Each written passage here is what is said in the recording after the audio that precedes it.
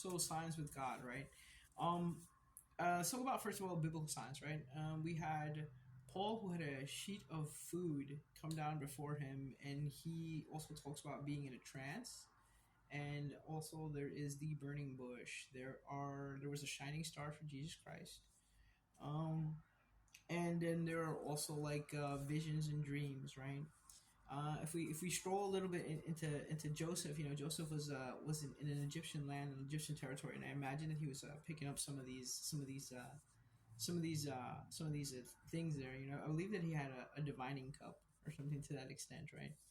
Um, so personally, I've definitely like utilized the services of like tarot cards and everything, but I think that when you begin to trust yourself and your own intuition in your spiritual journey, like you don't need anyone else's interpretation. And also, when you do seek out these sources, like you should be aware that you know you're going to get the interpretation from the reader, and when you do them with yourself, like that's difficult because you want an interpretation or you see an interpretation and you focus your interpretation on that, and it's just like I'll give you the perfect example. I was at a bar with a friend and she pulled out a deck of tarot cards, right? And she did a reading on herself and a situation that she was involved in, and she read it a certain way, right? And reading it a certain way, like she had her own confirmation bias. That's what we're talking about, confirmation bias.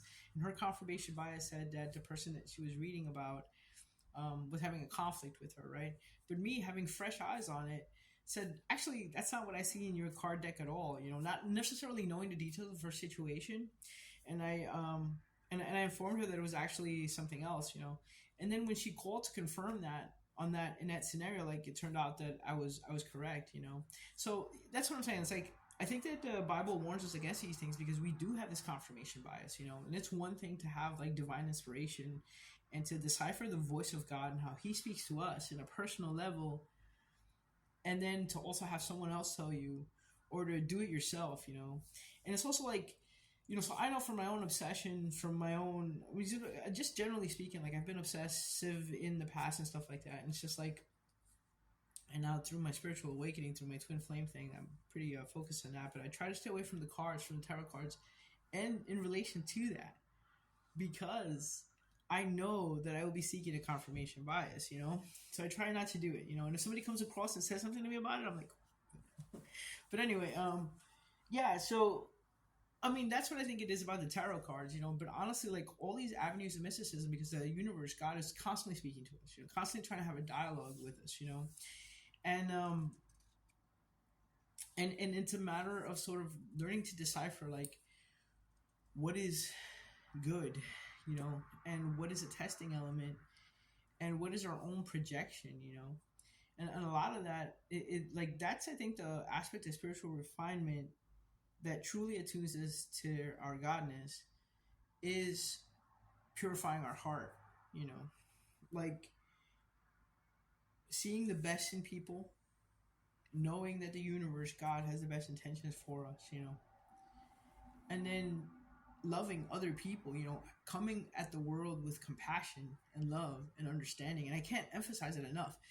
And especially when it's opposite what you're used to, because it's easy. It's easy to love and have compassion and understand the people that the people that are in your circle, the people that we run into every day. But it's not so much when we cross racial lines, when we cross class lines, when we cross like a click lines, I'm emu, they're not, whatever the case may be, that's where we're really challenged to say, like, look, how does that person like me, how have they hurt like me, how have they loved like me, how have they been like me, what struggles do we share, what joys do we share, you know and it's just like that is oneness, that is godness, that is loveness, that is what purifies our souls and makes the spiritual walk, um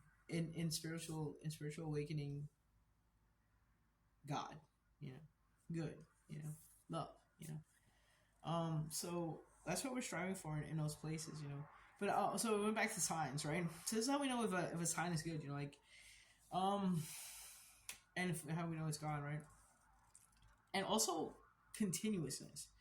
Like if you see something and you see that it is good and you see that it is in the name of God and it is continuous and it is over a span of time, like he will confirm to you something over and over again, you know.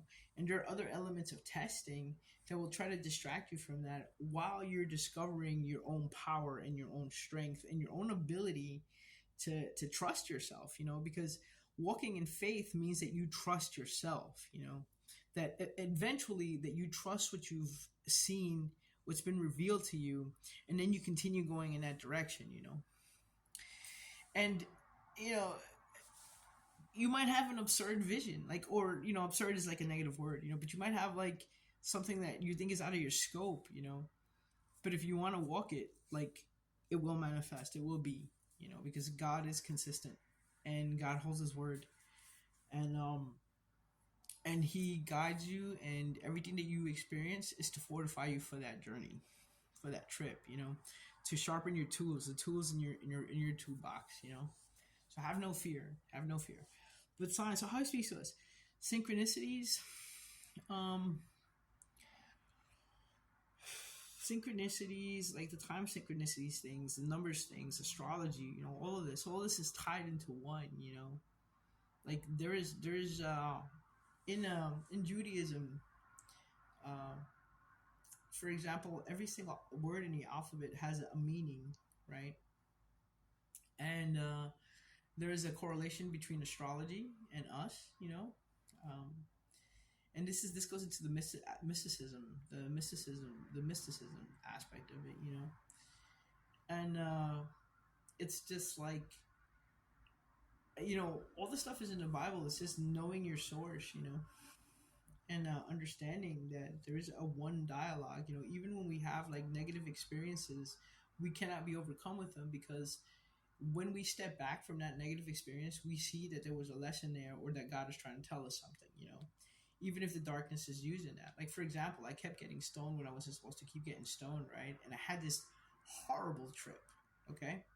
So it was a horrible trip and it was a horrible vision, but also like, it was like, you know, it was a good story ending, you know. And it was almost like the perception I got was like, well, you know, God says that I could take my legacy and my truth and write it out and make it a fiction, and I could add all this to the fiction, you know. But the price that I pay for that is being terrorized, because I was literally terrorized by this vision, you know. And it's like I was stoned. Like, what I had was a bad trip. I wouldn't necessarily call it a vision, you know. It was a bad trip, you know. A vision is something that has fruit, you know. It will bear fruit, you know. And if it's not literal, like, it'll bear fruit like a dream does, in the sense that it's a metaphor for something else, you know. And it will be clear when that revelation comes through to you. Um, but yeah, but I mean, you know, so that sort of thing. And it's just like, you know, understand that everything has a purpose in his role. And it's like, I think that a lot of times we think that this walk is simple and it's easy, but it's not, you know. I mean, we're talking about a new spiritual awareness, you know. We're talking about like the things alluded to in, like, in Jesus Christ, that Jesus Christ alluded to, that, you know, the true children of God are people of peace, right? And then also just that we will be coming to a new heaven and new earth, you know. And it's like, Revelations doesn't have to be end times. What Revelations really is, it's just a new awareness, an awakening, you know, a coming into a good, compassionate being, you know. And what I always feel is like that we are on the precipice of that, you know. Like, I see like a lot of these young kids and stuff like that, and there's a lot of like extremes, you know. But I always say, like, the pendulum has to swing in either directions before it settles down in the center, you know. But it's like a lot of the thinking out there, and a lot of the younger generation is really good. Like, they're thinking, you know, they're thinking like Jesus, you know. They're thinking about equality, they're thinking about love, they're thinking about compassion, you know. Like, it doesn't matter what you look like, or, you know, what your sexuality is, or your race, or anything like that. Like, we're all one, you know. And it's really, really